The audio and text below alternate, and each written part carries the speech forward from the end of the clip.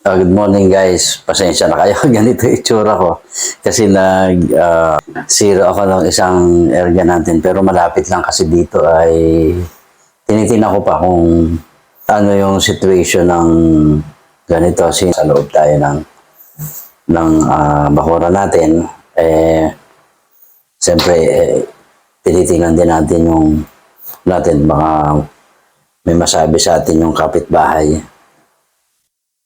So, dito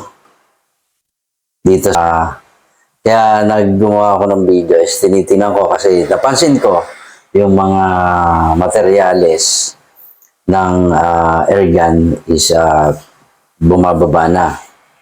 At bumaba na talaga yung iba. Yung regulator, nananatili pa rin doon sa dati niyang price. Pumaba man siya is parang wala pang 50 pesos, ganyan. Doon sa iba, medyo mataas pa rin.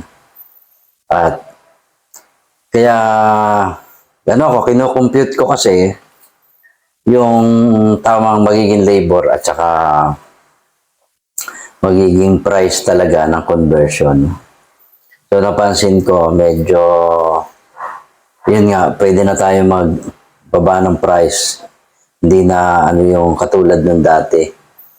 At main ko lang to yun nga kasi yung nakakatuwa nga nito, yung tank na katulad nito, ayan, pakislap, medyo magaan siya. Mas magaan siya kaysa doon sa mga battle tank na ginagamit natin dati. Kaya lang, siyempre, sa tibay, reliability, talagang doon pa rin ako sa makakapal ang tanso niya. Doon pa rin ako sa sigurado yung, pero, since ito, subok ko na rin yung ganito, gumamit nga ako dati nito, magaan siya na tangke. 0.5 pa yung ginamit ko dati. Kaya lang dati, napakamahal. Ang bili ko doon sa tank na yun is 2,800. Ginamit ko sa isang PCP na parang medyo una kong ginawa yun. PCP hammer type na may magazine, 0.22. Kaya napakaraming shots kung pag mag-hunting yung nakakuha nun, napakaraming niyang nahuhuli. Ang barrel na ginamit ko doon is Indo barrel din. Tuntua siya at napakahusay daw gamitin. Ang dami niyang nahuhuli talaga. Sabi ko nga, dapat wag ganyan karami kasi yung kaya lang ubusin. Kaya daw naman nila kasi sila ay nag-hunt. Anyway, balik tayo dito sa conversion. Yung price ng offset natin, bagamat hindi masyadong nagbaba, yung price parang ganun pa rin eh. Yung price ng materyales na ginagamit, yun pa rin.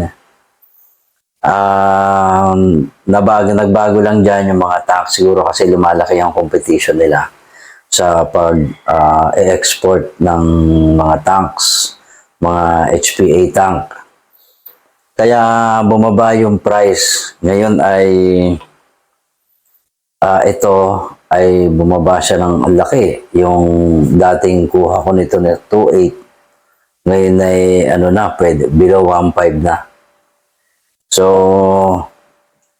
kaya lang yon hindi ko naman nilalagay sa conversion yun, yung mga tank na ganyan. Kaya lang, ang maganda nito, ganito na, pwede ng ganito ang ilagay sa conversion. So, yun yung maganda. Magaan, medyo maliit siya, medyo mahaba lang.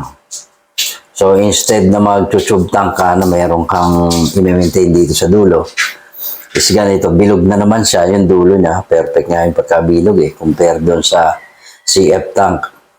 Mas bilog na bilog siya, makinis, kasi naka-mold ang ginamit dyan. So, yun yung good news niyan. Ganitong tank na yung gagamitin sa mga conversion.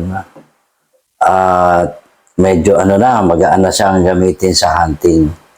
So yung mga naman, hindi naman natin para gamitin sa competition, yung mga kino-convert na airgun talagang pang-hobby lang, pang-hunting natin. Pero wala pa kasi ako nakitang isinali sa competition na gano'n. Pero kung tutuusin, pagdating sa plenum, pagdating sa lamang na lamang yung conversion kasi mas malaki talaga, mas mahaba yung plenum niya. Especially sa mga hammer type. Sa bolt action, yon medyo nagkakaparehas na lang. Yung PCP inborn at saka itong conversion like ng arms core. So, yung price niya, bagamat, ayun nga, kinukompute ko, pwede nating ibaba sa 8,000. Yan, dati 8,500 plus shipping pa. So ngayon, nagising ako bigla, sabi ko parang nagbabago na yung ano kasi ngayon nakakabili na ako, hindi katulad dati nakakabili na ako ngayon ng advance. Nakakapag-provide na ako ng stock. Hindi katulad dati na talaga kung kailan may paparating na conversion, magda-down, then saka mag-order ako. Ngayon ay may stock na tayo para gamitin sa conversion. So, ang nakakatuwa nga niyan, so kung noon ay itong ganito sa conversion aabot ng 10,000, yan, 10,000 plus. Ngayon, mapapakabit na sa airgun ninyo ng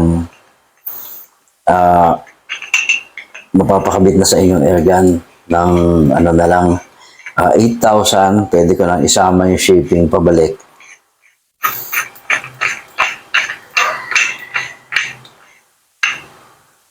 So, ayan siya. Ang ganda ng tapos magaan. Kaya lang, yun nga, medyo may haba siya ng konti. Ito ay nasa parang 12 inches yung haba. Na ganyan. Isang ruler yung haba ng tank. Hindi pa kasi ako nakakita ng medyo mataba. Mas mataba siya. Okay lang naman kasi kahit maging kasing taba siya nung mga dati, basta mas maiksi. So, mas okay na rin yun. Kaya lang, wala po akong makita pa. Ito talagang ganito.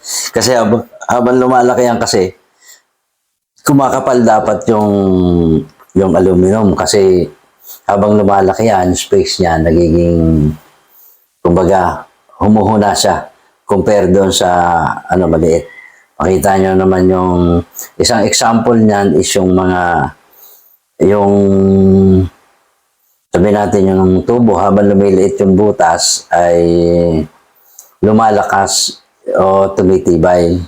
Tapos habang lumalaki yan, yung ganong kapal, siyempre, kasi mas lamang na yung hangin, na laman sa loob.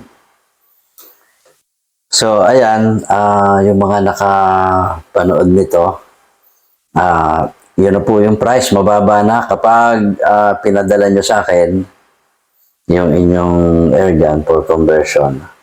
8,000 na lamang po ang kasama na dyan.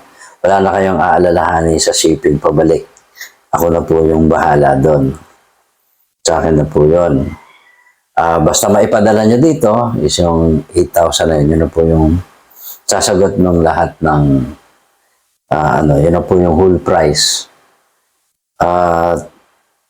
Ngayon ko lang na bigla akong naisip, bigla akong nakita, bakit hindi ko i-compute kung magkano lang talaga, hindi naman dapat ay nagbababa yung mga materyales, dapat magbaba din tayo, mag-umpisa na bumaba yung mga para ma-afford naman ng mga medyo, kung dati ang nakaka-afford is yung mga medyo mas malalaki yung sweldo, ngayon maka-afford yung medyo mga mas mababa na yung sweldo.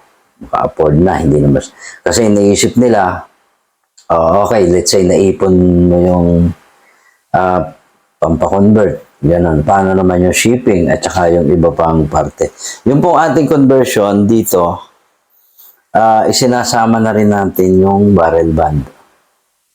Yung silencer po ay optional yan. Kapag may available, kumasya, binibigay ko ng free yung silencer. Pero yung barrel band, sinasama na natin dito. Parang free na, hindi na kasama sa computation ko yun. Yun na yung parang giveaway natin doon sa may barrel band siya. Ngayon, kung katulad ng ginawa ko nung nakaraan na meron siyang barrel extension, so ang pagkagawa naman is lapat na lapat. Kung tatalian niya na lang ng para mag-join yung tank at saka yung barrel kasi lapat na siya. Yun yung napapalit sa barrel band, yung barrel extension. Hindi na siya Hindi niya na po problemahin. Bumili pa ng magpagawa ng barrel extension. Kasi mas mahaba na po yung tank eh. Alangan natin paiksiin kasi mababawasan yung shots. Alam niyo naman pag hunting sa bundok ka, napapagod